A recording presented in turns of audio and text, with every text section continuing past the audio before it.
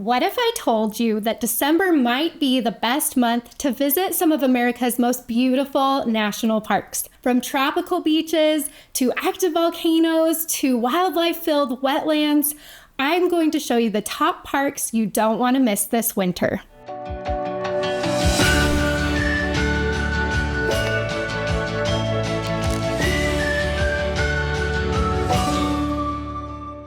My name is Ash. I'm a former park ranger and the founder of Dirt in My Shoes, and today I want to talk through some of my favorite national parks to visit during December. This is where you'll find me. I love visiting the parks year-round, and December is a really special time to be in the national parks. But first, head over to dirtinmyshoes.com/month to get my free National Parks by the Month list, where you can see all of the options for every month of the year. That list is free, and I'll link it in the video description below so that you can access it and see the best parks to visit during every single month of the year. That National Parks by Month list has 10 different options that are best for visiting in the month of December, but today I'm going to talk about a few of them, some of my favorites where you'll find me, and we're heading to the beach in this video. I want to talk about my favorite national parks to visit, and they're all on the water. Park number 1 is Hawaii Volcanoes National Park in Hawaii. Mele Kalikimaka. There's no better place to spend Christmas than on the Hawaiian Islands if you want a nice beach vacation,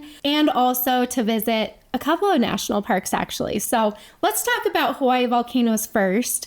This one is on the Big Island of Hawaii. There are a lot of really beautiful and fun places to go on this island, but this national park protects active volcanoes, which is so cool. And so you can actually go to this park. You may or may not see lava, but you will for sure be able to see the actual volcanoes. You can peer down into the crater of Kilauea, and it's just a really cool experience. Where else do you get to do that? Now, if you are lucky, one or both of the main volcanoes in this national park will be erupting somewhere. So you might be able to get some lava. In addition to driving around the crater of Kilauea, you can also drive the Chain of Craters Road, which takes you out to some of the previous lava flows. You'll drive right through them. It's really cool, down to the ocean. You can also go through the Nahuku Lava Tube, which is an ancient lava tube. It's like a cave that you can walk through. It's really fun. And my favorite hike in the park is Kilauea Iki, or you can actually walk down into the crater of a volcano. Pretty cool. This national park is explosive and ever-changing, so you never know what you're going to get. Every time we go back, we're surprised by what we see. So I mentioned that there are 2 national parks in Hawaii, so if you want to take a little flight over to the island of Maui, you'll find Haleakala National Park. And this one is also a really great option if you want that Hawaiian beach vacation over Christmas or over the holidays and still be able to visit a really cool national park. Haleakala actually isn't as active of a volcano as Kilauea at Hawaii Volcanoes is, and so you can actually drive to the top of this volcano, and there's some activities up here that people really like to do. Sunrise and sunset at the top of Haleakala is very popular. I highly recommend that. If you do go for sunrise, you need a reservation, so keep that in mind. We like to go for sunset, so we don't have to deal with the reservations, but either time is great. You can also hike around and down into the crater via the Sliding Sands Trail. That's a really fun one. Some people are crazy enough to bike down the volcano. I've never done that, but that's an option too. And one really cool thing that people don't realize about Haleakala is that if you leave the main section of the park and you go and drive the road to Hana, which is another very popular thing to do on the island of Maui, which I highly recommend, and make sure you get the banana bread. It's delicious. But if you drive the road to Hana, actually, after you pass Hana, you'll reach another part of Haleakala National Park. So it's a quieter part of the park. You get to have this really cool experience on the road to Hana as you drive out there. And then when you get to this section of Haleakala, you can hike to Waimoku Falls, which is a super impressive waterfall. Okay, so if Hawaii is a little far and you're wanting to stay in the contiguous United States, there are more beach national parks that you can visit. So for park number 3, we're heading out to Florida, and we're going to Everglades National Park. Everglades National Park is one of my absolute favorite national parks, actually. It surprised me so much the first time we went of how much wildlife we saw, just how many cool experiences we had in this park. And so my family and I, we find ourselves there. We go all the time. We go back every winter almost because we love this park so much. You've got to go to Shark Valley. This is where we by far see the most alligators in the Everglades. And there's a tram you can take around Shark Valley. You can bike around the valley, whatever you want to do. But keep your eye out for those alligators that like to sun themselves close to that path. It's really cool. This is also the same area where you'll take those famous airboat tours if you want to take one of those.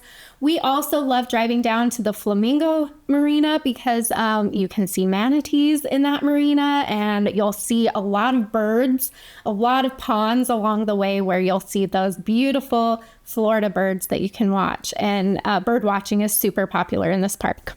So why December for Everglades National Park? This really is the peak season to visit Everglades. Everything's open. The weather is nice. It's not hurricane season. The bugs aren't bad. You'll see more alligators during this time of year. And so winter trips to Everglades that really is the perfect time to be there. Now, if you're looking for more of a beach type vacation, you want to get in your swimwear, you want to get out into the water, then that takes us to park number 4, which is not too far from Everglades. We're going out to Dry Tortugas National Park. This national park is a little bit harder to get to because you'll have to drive down to Key West, get out to the Florida Keys, all the way to the end at Key West.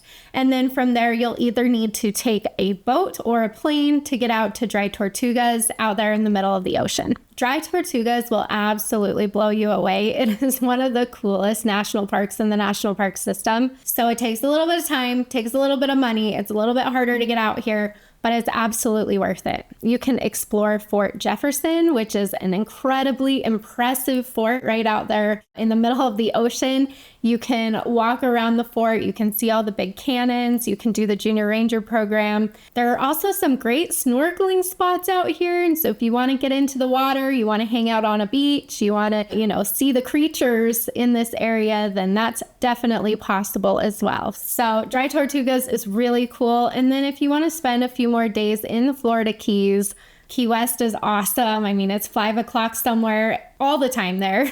And so there's a lot of fun stuff you can do there. Or you can choose a quieter key and just have some nice beach time, eat some key lime pie, and really enjoy a nice beach vacation. Park number 5 I want to talk about today is Biscayne National Park, which is also right there in Florida. So you can hit these 3 parks on the same vacation, which is pretty cool. Biscayne National Park is really unique in that it's 95% water.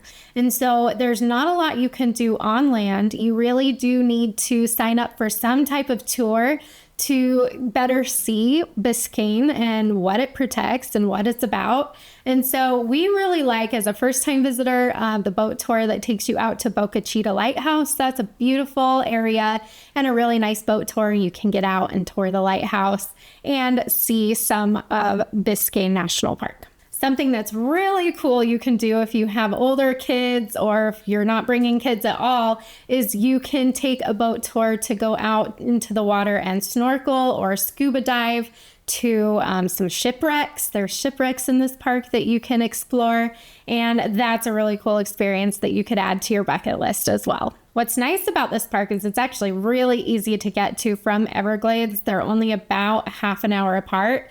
And so even if you don't want to take the trek out to Dry Tortugas and do all 3 Florida parks, you can for sure at least get to Everglades and Biscayne in just a couple of days. To get trip planning tips for these national parks and more, head over to dirtandmyshoes.com.